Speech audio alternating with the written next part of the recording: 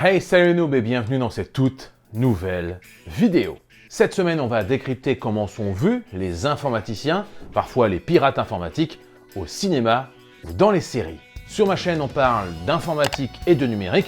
Si ça t'intéresse, je t'invite à t'abonner. Moi, ça m'encourage et ça me fait extrêmement plaisir. Merci.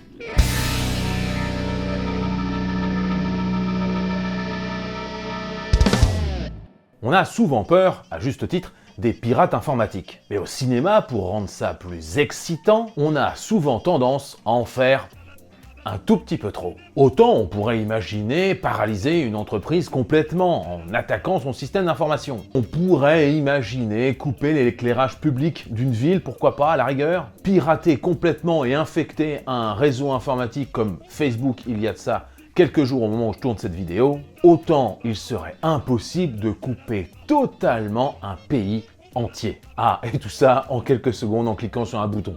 J'aime beaucoup John McClane, mais non, ça ne pourrait pas se passer comme ça. Extrait. Il va y avoir une attaque systématique sur les infrastructures nationales. Il coupe tous les services publics, le gaz, l'eau, l'électricité. Tout ce que j'ai fait, c'est écrire un morceau de code. Tu traduis, s'il te plaît?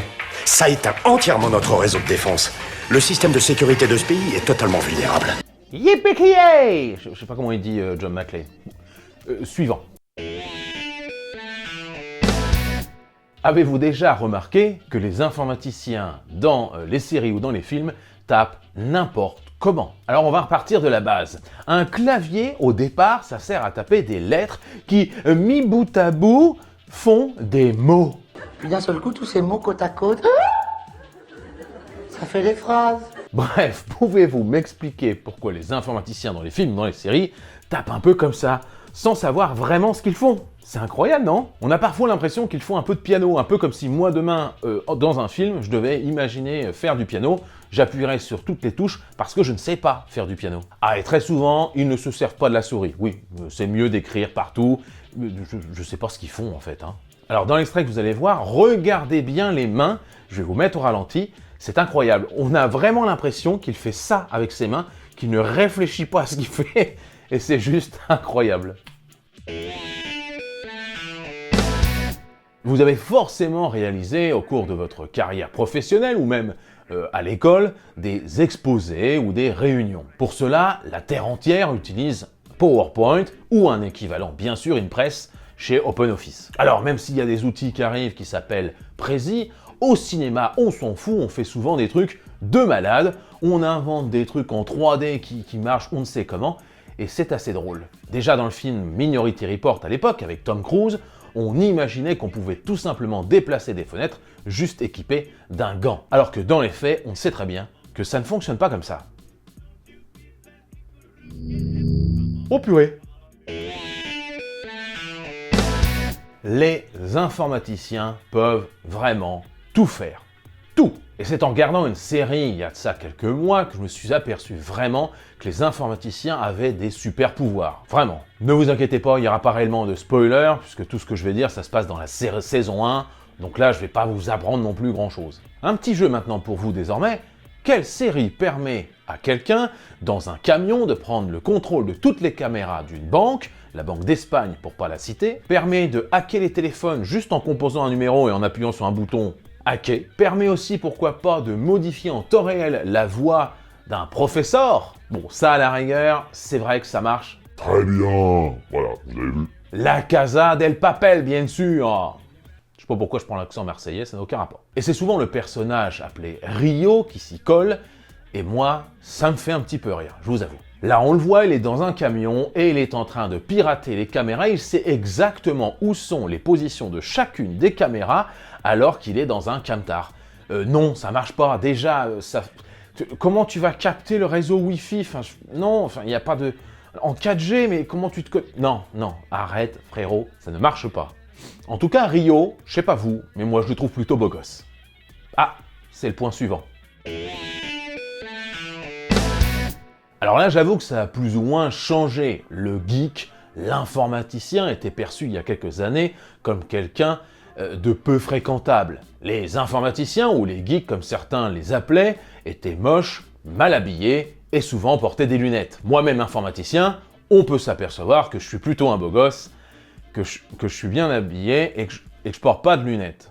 En plus, l'informaticien était souvent dépeint comme quelqu'un qui avait un humour pourri, voilà, avec des blagues qui ne font rire que ceux qui comprennent le vocabulaire geek, comme nous le montre cet extrait d'Elysée Moon, déguisé, si je puis dire, en geek, dans le film Cyprien, il y a de ça quelques années. Bah non, ça a encore planté. Ça t'embêterait Pas du tout. A contrario, je t'installe un petit soft qui devrait te faciliter la vie. Et voilà, votre installation s'est déroulée avec succès. Aujourd'hui, ça a bien changé, les informaticiens sont beaucoup plus vus comme des beaux gosses parfois, comme c'est le cas pour moi, vous l'aurez compris, et on n'est plus forcément en tant que geek considérés comme des personnes un peu à part. Arrêtez de faire des zooms sur les photos ou sur les vidéos, ça ne marche pas. Je crois que c'est l'élément qui me dérange le plus. Si vous regardez par exemple des séries comme NCIS ou Les Experts, ou même des séries sur TF1 actuellement, où il y a une sorte de police ou de gendarmerie qui va faire des analyses, ça leur arrive très souvent de faire des gros plans sur des photos pour retrouver une plaque d'immatriculation ou un mot de passe entre guillemets caché. Alors je ne vais même pas jusqu'à la reconnaissance faciale qui va vous dire que c'est un tel alors qu'on voit un tas de pixels, ça c'est encore le summum. Non, franchement des fois, c'est juste hallucinant. Pour vous démontrer pourquoi ça ne marche pas, je vais me décaler, hop là, et je vais vous demander de regarder directement le plan derrière. Vous voyez au fond, j'ai un poster de Breaking Bad. Si on doit zoomer sur Breaking Bad, vous allez vous apercevoir que non, on ne voit que dalle, ce n'est pas possible d'améliorer la qualité de l'image. Non, arrêtez ce raccourci scénaristique qui vous permet de trouver plus facilement le coupable. Attention, je ne dis pas que ça ne sera pas possible d'ici quelques années, quand la qualité vidéo améliorera. Il faut savoir qu'au moment où je vous parle, on tourne en 4K. Imaginons qu'une caméra un jour permette du 16K ou du 32K, peut-être qu'on pourra faire d'énormes gros plans. Ça, oui, mais au moment où je vous parle en 4K, quand je zoome, c'est dégueulasse.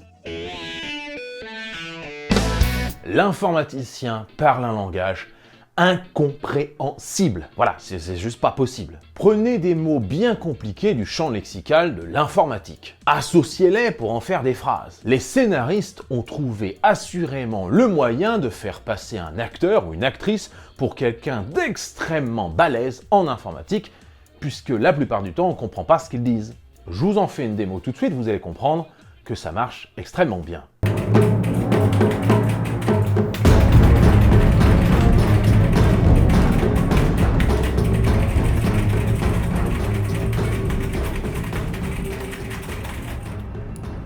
Ok, j'accède à leur parfum intranet via un VPN sécurisé du Dark Web. Si j'arrive à détourner le proxy du VLAN, je pourrais peut-être accéder au routeur interconnecté avec les services binaires de l'ordinateur quantique. En y injectant du code corrompu par l'algorithme, normalement, je pense que je vais pouvoir trouver le mot de passe crypté en SHA-256. Et les IP avec le protocole TCP. À moins que... Yes! Access granted! Merci d'avoir suivi cette vidéo, ça m'a fait extrêmement plaisir de la réaliser, de chercher pour vous différentes séries ou films qui en parlent. J'espère que je ne me ferai pas blacklister la vidéo. Pour me récompenser, vous pouvez mettre un pouce bleu, vous pouvez liker, partager la vidéo, commenter. Je sais plus ce que j'ai pas dit. Bref, comme chaque fin de semaine, je vous dis merci et salut, bande de noobs. Putain!